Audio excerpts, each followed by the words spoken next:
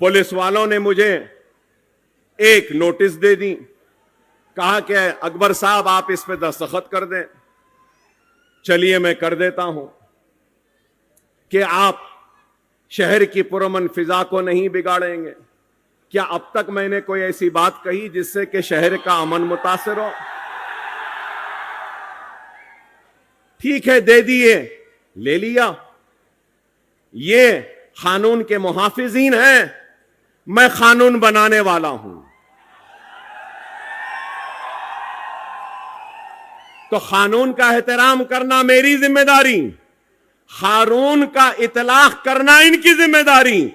इन्होंने इनकी जिम्मेदारी निभाई, मैं अपनी जिम्मेदारी निभा रहा हूं। लेकिन मैं ठहर कर सवाल तो कर सकता हूं ना।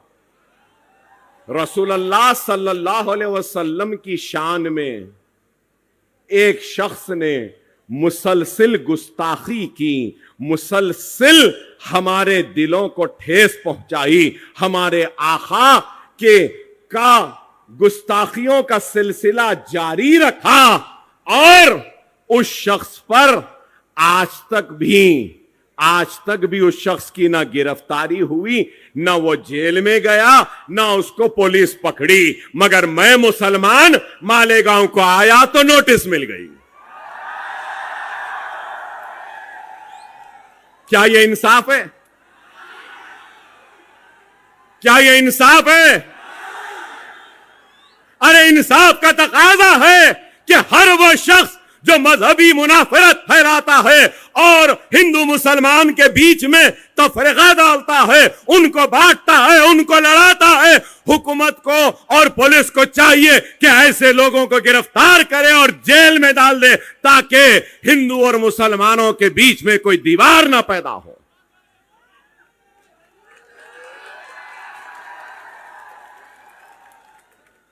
मैं एक बात कहना चाहता हूं और एक मुतालबा करना चाहता हूं। अगर मेरे मुतालबे को आप सारे लोग कबूल करते हैं तो जोरदार नारा लगाना। मजलिस इत्तेहादुल मुस्लिमीन की तरफ से अकबरुद्दीन ओवैसी आज इस जलसे के जरिए इस अवाम की मौजूदगी में यह मुतालबा करता है कि रसूलुल्लाह की शान में गुस्ताखी करने वाले को फौरन गिरफ्तार किया जाए, जेल में डाला जाए। क्या आप मंजूरी देते हैं? नारे तकबीर, नारे तकबीर, नारे तकबीर।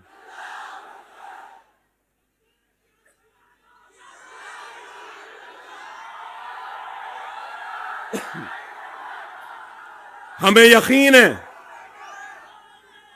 यकीन है कि मुल्क का कानून जरूर रसूलुल्लाह की शान में गुस्ताखी करने वाले को पकड़ेगा। मुझे यकीन है कि जिस तरीके से ये सच्चे बहादुर जवां मर्द पुलिस वालों ने जो मुझे नोटिस दी है, यही सच्चे जवां मर्द ईमानदार पुलिस ऑफिसर अपनी ड्यूटी करेंगे और वो गुस्ताख को भी पकड़ कर लाएंगे, मुझे यकीन है। अब वक्त बताएगा, वक्त फैसला करेगा। हम जानते हैं। और फिर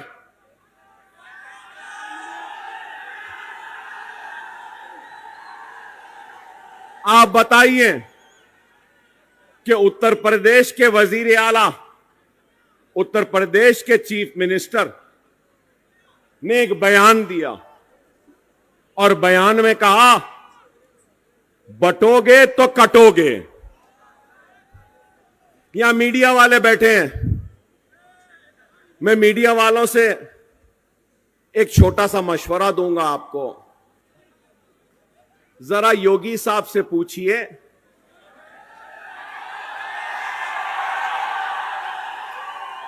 कि योगी साहब ने किसके बटने की बात की, किसके कटने की बात की। मिस्टर योगी किससे मुखातिब हैं? बटोगे किससे कह रहे हैं? कटोगे किससे कह रहे हैं? जरा पूछो ना भाई।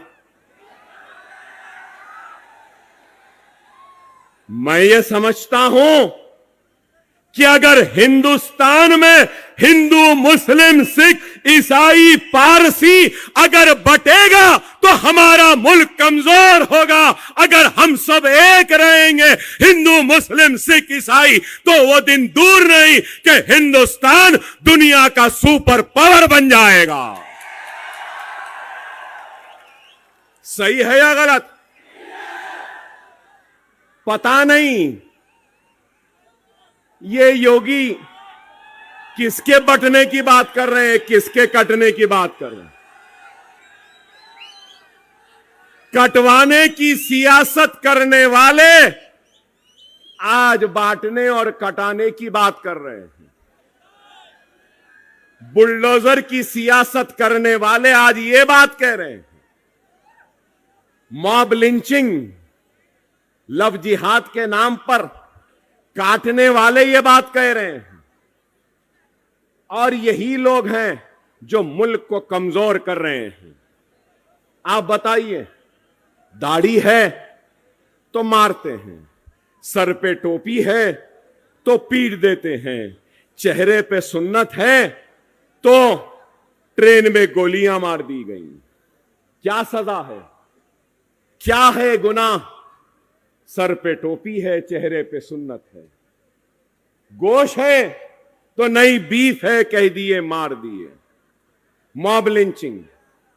अरे आप बताओ, घर वापसी के नाम पर अब वक्फ एक्ट है, तो आप गौर करो मेरे भाई, ये सब चीजें क्या हैं।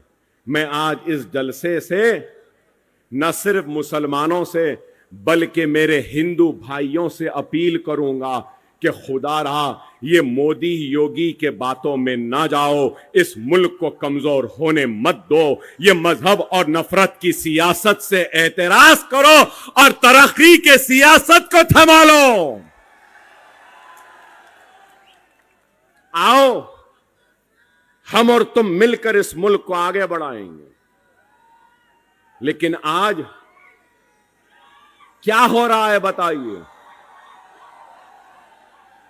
मैं आपसे यही अपील करने आया हूं कि खुदारा समझो हालात क्या हैं।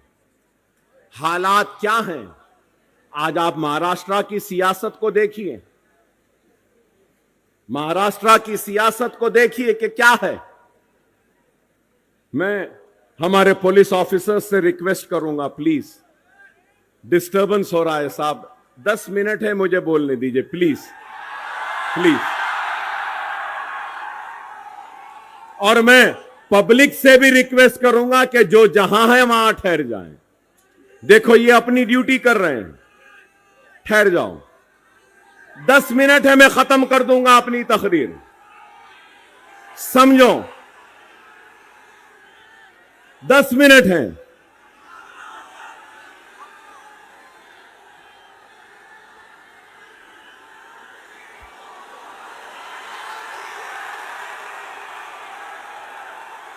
मैं समझ गया आप क्या बोल रहे हैं, मैं समझ गया आप क्या कह रहे हैं। इंशाअल्लाह फिर आऊंगा और फिर उस पर भी बात करूंगा। मगर मैं आपसे यह बात कहना चाह रहा था कि आप देखिए कि कितनी पार्टियां हैं। आज से 5 वर्ष पहले बीजेपी थी, शिवसेना थे, दोनों मिलकर इलेक्शन लड़े। कांग्रेस थी, एनसीपी थी, समाजवादी भी थी, मजलिस भी थी। और आज एनसीपी के 2, शिवसेना के 2, और उसके बाद में कांग्रेस भी है, उसके बाद सब हैं।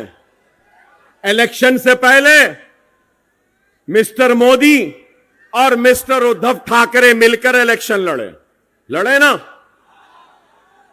इलेक्शन के बाद मिस्टर ठाकरे अलग हो गए, मिस्टर मोदी अलग हो गए और मिस्टर ठाकरे मिस्टर पवार से मिल लिए और मिस्टर ठाकरे उसके बाद में फिर मिस्टर राहुल गांधी से भी मिल लिए ना।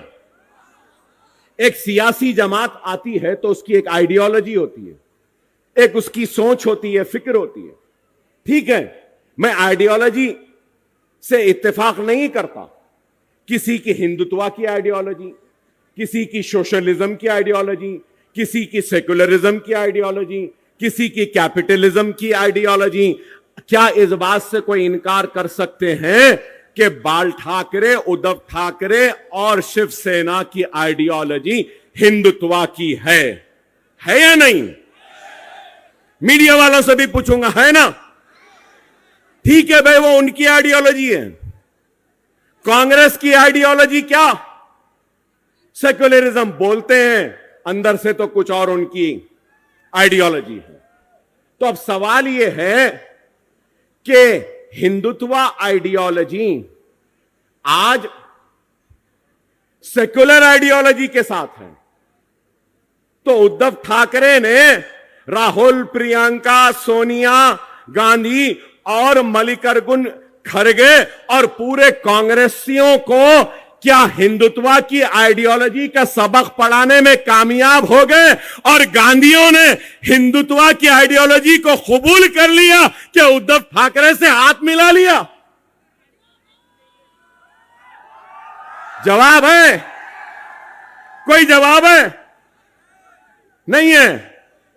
मिस्टर मोदी हिंदुत्व के चैंपियन, मिस्टर योगी हिंदुत्व, खैर उनकी आइडियोलॉजी है, उनकी आइडियोलॉजी है, मुबारक उनको। और मिस्टर मोदी ने क्या कहा? ना खाऊंगा ना खाने दूंगा, 15 लाख वापस लाऊंगा, करप्शन का खात्मा करूंगा, डिमोनेटाइजेशन। अरे वाह, क्या बातें थे मिस्टर मोदी के कि अजीत पवार शरद पवार को छोड़ दिए और करप्शन से ये मिस्टर मोदी योगी हाथ मिला लिए। गई। अब आप देखो क्या है। और फिर गारंटीज का वक्त आ गया। कोई 5 गारंटी, कोई 6 गारंटी। कांग्रेस शायद आज ऐलान करने वाली थी उनका मैनिफेस्टो। हमारे रियासत में भी कई गारंटीज दिए हैं। ऐसी गारंटी है कि बोलते ना, वो नाना की दुकान पे मामू की फातिहा, वैसा हिसाब है। ये दे देंगे, वो दे देंगे, ये दे देंगे। बहरहाल वो गारंटियां पूरे नहीं हुए। अब ये गारंटी कौन लेगा? इलेक्शन के बाद क्या पवार ठाकरे के साथ रहेंगे या शिंदे के साथ जाएंगे? ये गारंटी कौन लेगा?